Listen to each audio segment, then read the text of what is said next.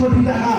তার মানে প্রত্যেক দিন শেখ হাসিনার খাবারের বিল ছিল 10 লাখ টাকা। কারণ ওই খাবারের মধ্য দিয়েও শেখ হাসিনা চুরি করেছে, লুটপাট করেছে। দামি নির্বাচন, ভোট চুরির নির্বাচন। তাদের ভিত্তিটা ছিল ভারতের পলিটিক্যাল ব্যাকআপ। কিন্তু শেখ হাসিনা কিংবা আওয়ামী লীগ হয়তো ভুলে গিয়েছে এটা হচ্ছে সেই বাংলা, যেই বাংলায় আজকে থেকে 400, 500, 700, 800 বছর আগে এই বাংলার বাইরের যারা দুঃশাসন করতে এসেছিল তাদের পতন হয়েছে, ব্রিটিশদের পতন হয়েছে, পাকিস্তানিদের পতন হয়েছে। সেখানে ভারতের সেন্টারে আওয়ামী লীগের মতো একটা এই ধরনের দল এই বাংলাদেশে মানুষকে খুন করে কোনোদিন ক্ষমতায় টিকে থাকতে পারে না। তার পরিণতি শেখ হাসিনা এবং আওয়ামী লীগ ভোগ করেছে, আগামীতেও করবে। শেখ হাসিনা শুধু নিজে ডুবেনি, নিজের মান সম্মান শেষ করেনি, নিজে নির্লজ্জের মতো পালায়নি। আওয়ামী লীগের মতো একটা রাজনৈতিক দলেরও এই বাংলাদেশের রাজনীতির বিদায় ঘণ্টা বাজিয়ে ভারতে পালিয়ে গিয়েছে। হয়েছিল না, 1 বছর মুজিব বর্ষ পালন করতে গিয়ে শেখ হাসিনা খরচ করেছে 1000 কোটি টাকা।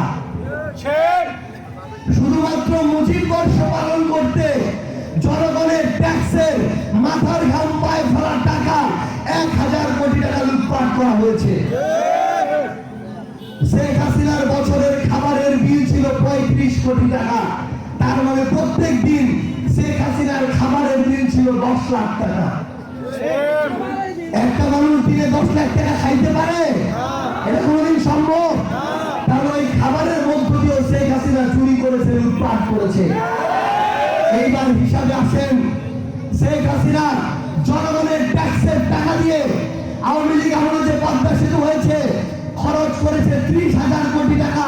সেই 30,000 কোটি টাকা থেকে 10,000 কোটি টাকা লুটপাট করেছে।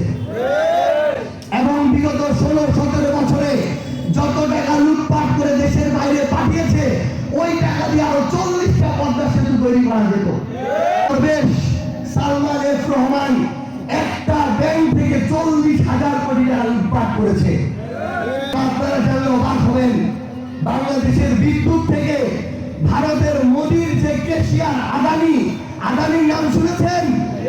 মোদির কেশিয়ার হচ্ছে আদানি। যেমনি ভাবে শেখ হাসিনার কেশিয়ার ছিল এস আলম কিংবা সালমান এফ রহমান, সেই আদানিকে প্রতি বছর বাংলাদেশ থেকে এখনো $450 মিলিয়ন শুধু ক্যাপাসিটি চার্জ দেওয়া হয়। এটা কোনো ক্যাপাসিটি চার্জ না, এটা ছিল আওয়ামী লীগকে ক্ষমতায় টিকিয়ে রাখার ওই ভারতকে দেয় একটা চার্জ। এইভাবে দেশটাকে লুটপাট করা হয়েছে। আমি আপনাদেরকে শুধু এই তথ্যগুলো এই কারণেই দিলাম যে আমরা অযৌক্তিক কারণে কোন দলের বিরুদ্ধে দাঁড়াই না, কথা বলি না। আপনারা চিন্তা করেন, 4 বছরের একটা ছেলে থেকে শুরু করে 25 বছরের যেই ছেলেরা স্কুল, কলেজ, মাদ্রাসা, বিশ্ববিদ্যালয় পড়তো, এইরকম 1000-এর বেশি আপনাদের সন্তানের বয়সী